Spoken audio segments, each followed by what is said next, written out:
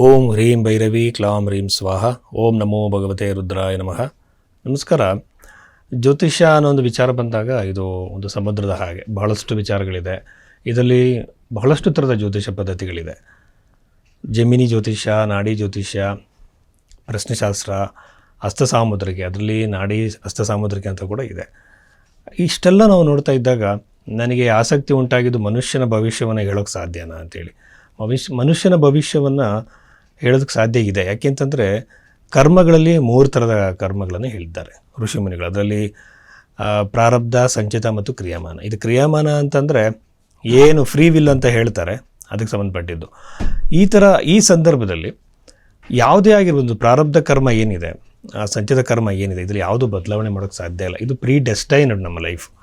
ಆದರೆ ಕೆಲವು ಬದಲಾವಣೆಗಳನ್ನು, ಈಗ ಮಳೆ ಬರ್ತಿದ್ದಾಗ ಮಳೆಯನ್ನು ನಿಲ್ಲಿಸೋಕ್ಕೆ ಸಾಧ್ಯ ಇಲ್ಲ, ಆದರೆ ನಾವೊಂದು ಛತ್ರಿನ ತಗೊಳ್ಬೋದು, ರೆಮಿಡೀಸ್ ಮೂಲಕವಾಗಿ ಕಡಿಮೆ ಮಾಡ್ಬೋದು. ಹಾಗೆ ಪ್ರೀ ಡೆಸ್ಟಿನೇಡ್ ಆಗಿರುವಂಥ ಲೈಫಲ್ಲಿ ಮುಂಚಿತವಾಗಿ ನಿರ್ಧಾರವಿರೋ ಘಟನೆಗಳನ್ನು ಜ್ಯೋತಿಷ ಹೇಳುತ್ತೆ. ಇದು ಯಾವ ಕಾರಣಕ್ಕೆ ಅಂತಂದರೆ ಆತ್ಮದ ಒಂದು ಮೂಮೆಂಟ್.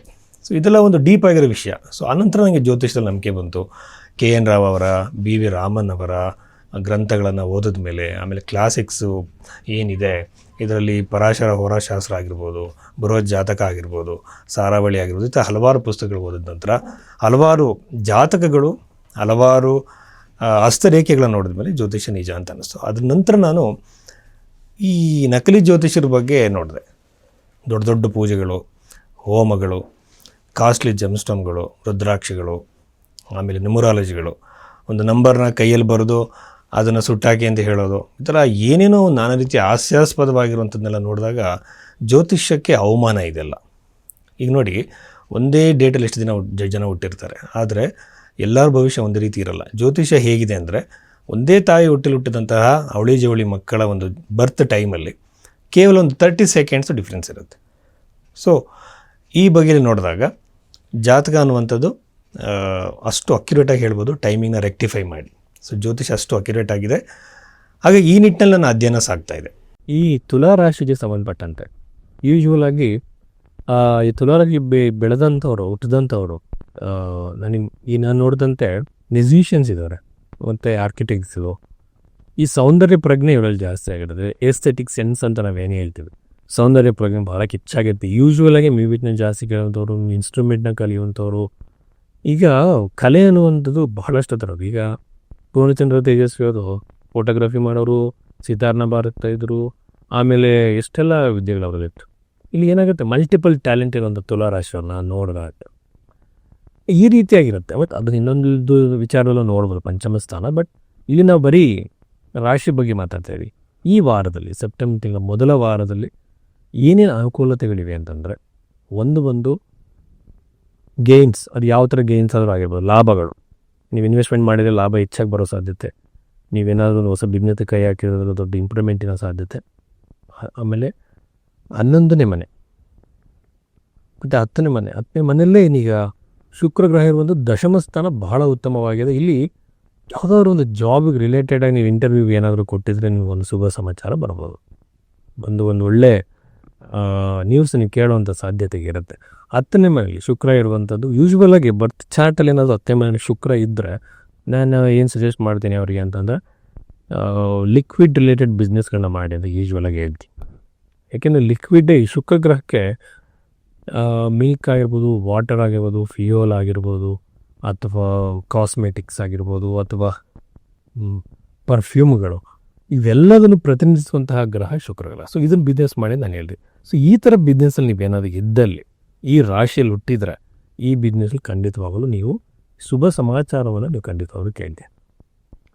ನಾನು ಆಲ್ರೆಡಿ ಹೇಳಿದ ಹಾಗೆ ಒಂದು ವಾರದಲ್ಲಿ ನಡೆಯುವ ಘಟನೆಗಳು ಮುಂದಿನ ಜೀವನಕ್ಕೆ ಮೆಟ್ಟಿಲುಗಳಾಗಿ ನಿಲ್ಲುವಂಥ ಸಾಧ್ಯತೆಗಳು ಇದೆ, ಇಲ್ಲ ಅಂತ ಹೇಳೋಕೆ ಬರಲ್ಲ.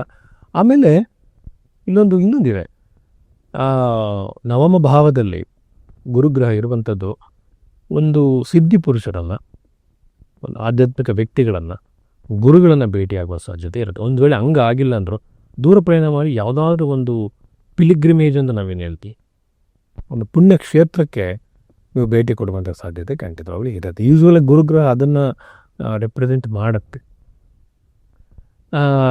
ಬಟ್ ಇನ್ನೇನೇನೆಂದರೆ, ಶುಕ್ರ ಗ್ರಹ ಏನಾದ್ರೂ ನೀವು ಏನು ಮಾಡಬೇಕು ಅಂತಂದು ಯಾವತ್ತೂ ಕೂಡ ನಾನು ಸಜೆಸ್ಟ್ ಮಾಡೋದು, ನಿಮ್ಮ ಬರ್ತ್ ಟೈಮ್ನ ರೆಕ್ಟಿಫೈ ಮಾಡಿಸ್ಕೋಬೇಕು. BTR ಅಂತ ಹೇಳ್ರಿ, ಬರ್ತ್ ಟೈಮ್ ರೆಕ್ಟಿಫಿಕೇಷನ್ ಅಂತಂದರೆ. ಪಾಲ್ ಮಾನ್ಲಿ ಅವ್ರದ್ದೊಂದು ರೀಸೆಂಟ್ ಬುಕ್ ಭಾಳ ಚೆನ್ನಾಗಿತ್ತು. ಅದರಲ್ಲಿ ಹೇಳಿದರು ಬರ್ತ್ ಟೈಮ್ ರೆಕ್ಟಿಫಿಕೇಷನ್ ಹೇಗೆ ಲೇಯರ್ ಬೈ ಲೇಯರ್ ಮಾಡಬೇಕು ಅಂತೇಳಿ. ನಾವು ಏನ್ಕೊಂಡಿರ್ತಾರೆ, ನೀವು ಯಾವ ಜ್ಯೋತಿಷ್ರ ಹತ್ರ ಹೋದರೆ ಫಸ್ಟ್ ನೀವು ಮಾಡಬೇಕಾಗಿರೋದು ನಿಮ್ಮ ಜೀವನದಲ್ಲಿ ನಡೆದಿರೋ ಇದೇನೋ ಘಟನೆಗಳಿಗೆ ಹೇಳಿ ಅಂತ.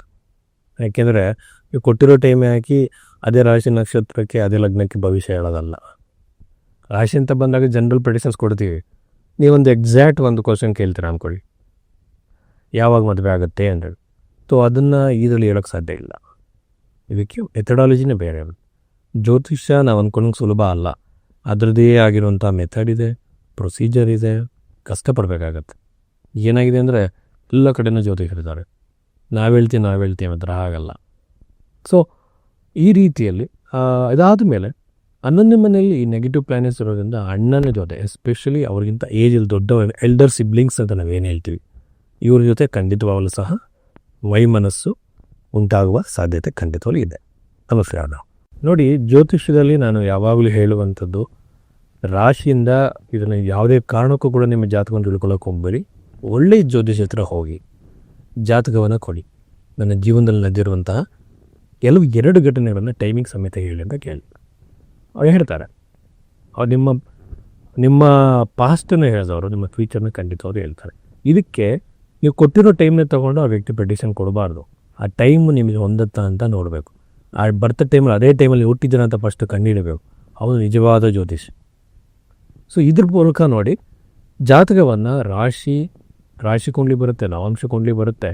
ನೀವು ಮದುವೆ ಬಗ್ಗೆ ಕೇಳೋದಾದರೆ ಅಥವಾ ಸಂತಾನದ ಬಗ್ಗೆ ಕೇಳೋದ್ರೆ ಸಪ್ತಾಂಶ ಕುಂಡ್ಲಿ ಬರುತ್ತೆ, ಆಮೇಲೆ ಅಷ್ಟಕ ವರ್ಗ ಬರುತ್ತೆ, ಆಮೇಲೆ ಹಸ್ತರೇಖೆಗಳು, ಇಲ್ಲೊಂದು ಲೈನ್ಸನ್ನು ನೋಡ್ಬಿಟ್ಟು ಅದಕ್ಕೆ ಮ್ಯಾಚ್ ಮಾಡೋದು. ಕೊನೆಯದಾಗಿ ಪ್ರಶ್ನೆ ಕುಂಡ್ಲಿ. ಪ್ರಶ್ನೆ ಅಂತಂದರೆ ಹೋರಾರಿ ಪದ್ಧತಿ, ಕೇರಳ ಸಿಸ್ಟಮ್.